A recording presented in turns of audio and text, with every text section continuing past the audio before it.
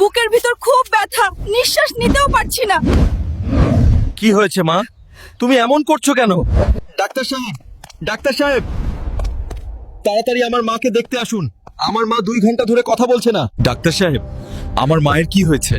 Hulk সাহেব, আপনার মার হার্ট অ্যাটাক হয়েছে। তার অপারেশন করানোর জন্য 5 লাখ টাকা লাগবে। আমার কাছে তো কোনো টাকাই নেই। আমি কিভাবে এখন টাকা জোগাড় করব? মা ছাড়া এই দুনিয়াতে আমার আর কেউ নাই। আমি এখন কি করব?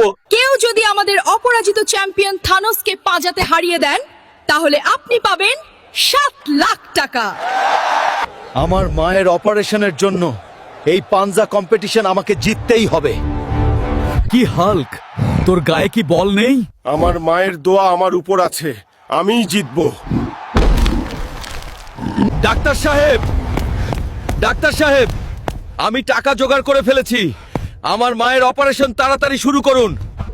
ঠিক আছে হাল্ক সাহেব, আমরা এখনই শুরু করে দিচ্ছি। মা, তুমি চলে গেলে আমি কিভাবে বাঁচবো? দূর আমার বোকা ছেলে, তোকে ছেড়ে আমি কোথাও যাব না।